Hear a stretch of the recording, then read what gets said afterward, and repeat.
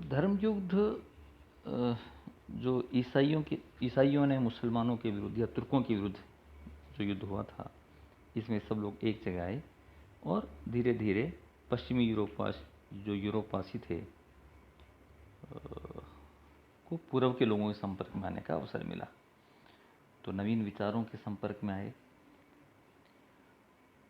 और उन्हें अपने यहाँ फैलाने का प्रयास भी किया। तुर्कों के संपर्क में आए, उनकी स्थापत्य कला को सीखा, उसको देखा, उनकी मस्जिदों की गुंबजों को, मेहराबों को अपनी स्थापत्य कला में उतारने का प्रयास भी किया। तो इसने एक नया आयाम स्थापत्य के पुनर्जागरण के बदलाव में दिया है। छापे खाना यानी प्रेस का आविष्कार हुआ। ये जर्मन थे गुटनबर्ग, उन्होंने 1450 में प्रेस का आविष्कार किया और ये एक युगांतकारी इसका आविष्कार मान सकते हैं। और धीरे धीरे यूरोप के अन्य शहरों में भी ये छापे स्थापित हो गए। ईसाइयत का बाइबल एक इम्पोर्टेंट ग्रंथ है।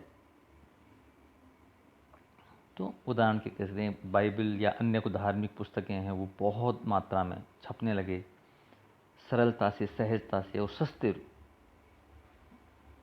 में ही आम व्यक्ति तक ये धार्मिक ग्रंथ पहुंचने लगे और आम व्यक्ति धर्म का सही अर्थ समझने लगा। और धीरे धीरे जो अंधविश्वास थे उनसे लोग बाहर निकलने लगे। अब तक शिक्षा और धर्म के ज्ञान पर पोप्स का या ईसाई जो मठाधीश थे, धर्माधिकारी थे, उनका ही एक अधिकार था। लेकिन अब आम व्यक्ति धर्म के मूल स्वरूप को पहचानने लगा और इन पुस्तकों के बहुत मात्रा में मिलने से अब रूढ़िवादी विचार धीरे धीरे समाप्त होने लगे। मानववाद, ह्यूमैनिज्म जिसे हम कहते हैं, ये भी एक बहुत महत्वपूर्ण कारण है जिसकी वजह से पुनर्जागरण हम यूरोप में पाते हैं।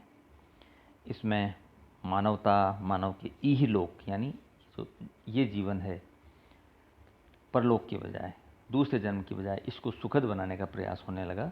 क्योंकि मानववादी ये मानते थे कि इस जीवन को आनंद से बिताना चाहिए और दूसरे जन्म के लिए चिंतित नहीं रहना चाहिए, वो व्यर्थ है।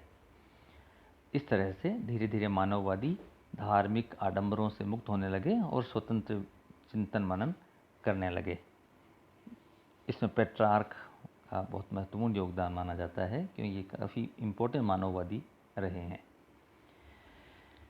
अब हम इस युग में वैज्ञानिक चेतना का विकास भी हुआ, क्योंकि जो नई नई जिस तरह की खोज हो रही थी उनसे आम व्यक्ति में जो जड़ता थी, अंधविश्वास थे, उनको दूर करने का प्रयास नवीन चिंतन से हो रहा था।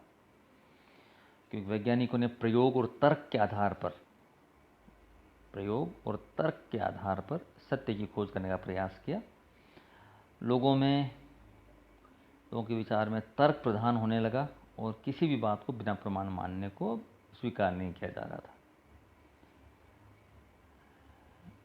एक अंग्रेज साधु रोजर बैकन और डेकार्ते का इस दिशा में महत्वपूर्ण योगदान है। क्योंकि जैसा कि रूढ़िवादियों ने वैज्ञानिकों के विचारों का विरोध किया था, परंतु अंतिम सफलता वैज्ञानिकों को मिली, हम ये पाते हैं इतिहास में। तो ये जो वैज्ञानिक चेतना भी निश्चित रूप से पुनर्जागरण लाने में मददगार रही। इस समय हम भौगोलिक खोजें बहुत सारी पाते हैं, अन्वेषण हुए। क्योंकि जैसे ही अभी हम पहले बात कर रहे थे, कुस्तुनतुनिया मार्ग यूरोप के लोगों का एशिया में आने के लिए अवरुद्ध हो गया था, तो यूरोपवासियों को दूसरे मार्गों की खोज करनी पड़ी और इसमें स्पेन और पुर्तगाल का बेमिसाल योगदान रहा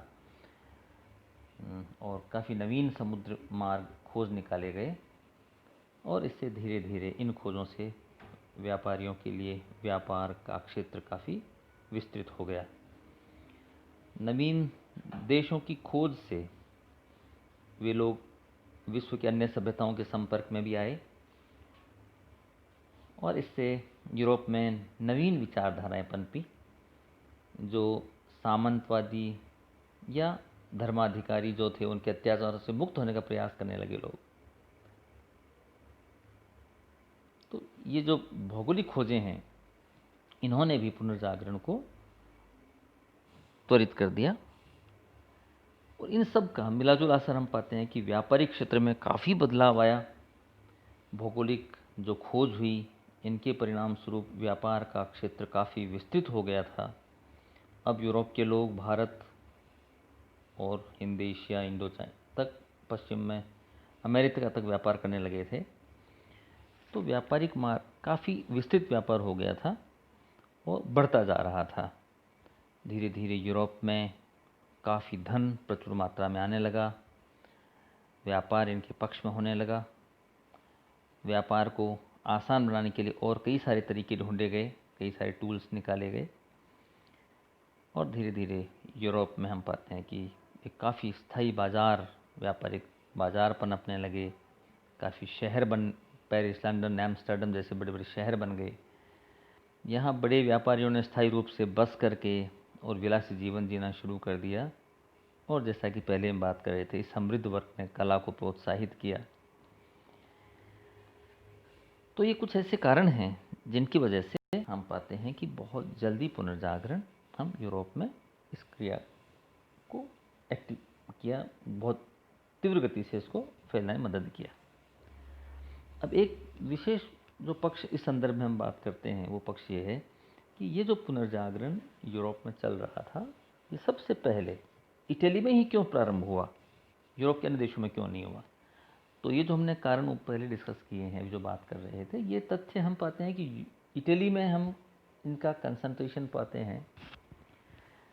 जैसे हम कह सकते हैं कि इटली के जो नगर थे, ये ज्ञान और संस्कृति केंद्र रहे हैं, क्योंकि यूनानी विद्वान जो कुस्तुनतुनिया से भागकर आए थे, वो इटली के मुख्य रूप से रोम, फ्लोरेंस, वेनिस, मिलान ऐसे जो शहर हैं और नगर हैं, उनमें आकर बस गए थे।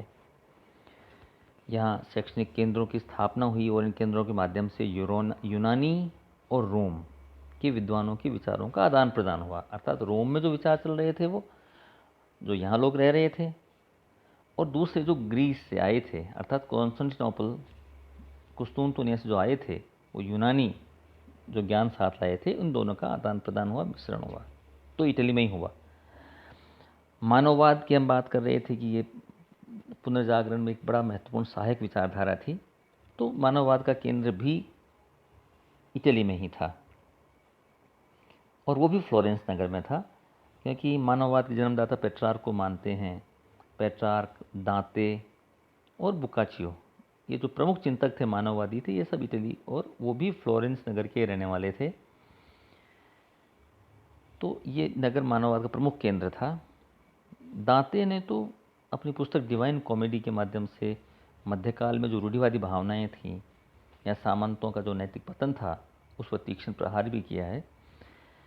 इटली के नगर बहुत धनी थे, काफ़ी समृद्ध थे, और हम पाते हैं कि इसीलिए वहाँ पर कला का प्रादुर्भाव हुआ।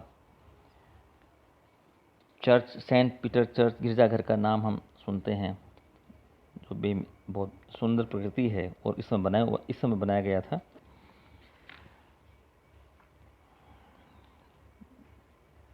इटली एक ऐसा केंद्र था जहाँ पर धर्म युद्धों से लौटने के बाद भी लोग इटली में ही आकर के बसे। जो क्रूसेड्स हुए थे, तो उसमें सभी लोगों ने इसमें भाग लिया था, भले वो किसान हों, सामंत हों, शासक हों, व्यापारी हों। और ये सभी लोग युद्ध के बाद में जब लौट कर आए, तो सभी इटली में ही बस गए।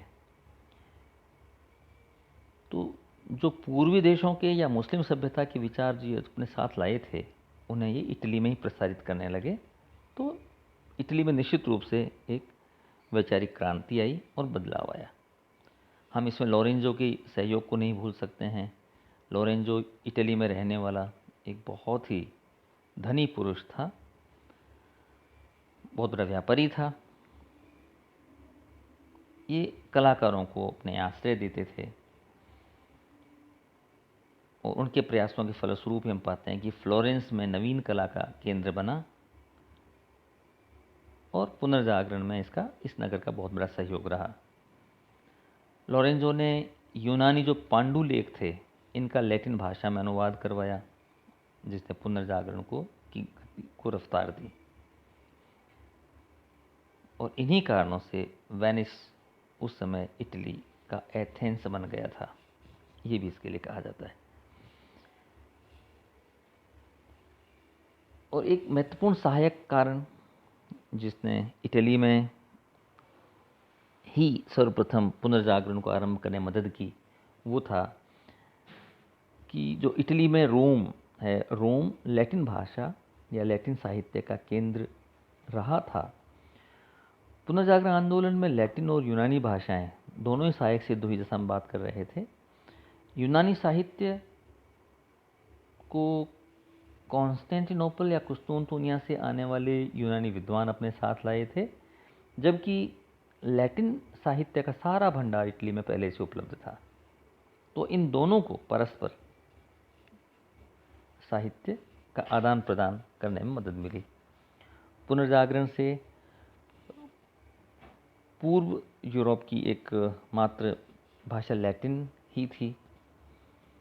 सारे ग्रंथ लैटिन भाषा में रचे जाते थे। तो इस प्रकार अब दो भाषाएं एक साथ आ गई। दांते को पुनर्जागरण का हम महान प्रणेता मानते हैं, वो भी इटली का ही निवासी था और उसने अपनी पुस्तक डिवाइन कॉमेडी भी लैटिन भाषा में ही रची थी।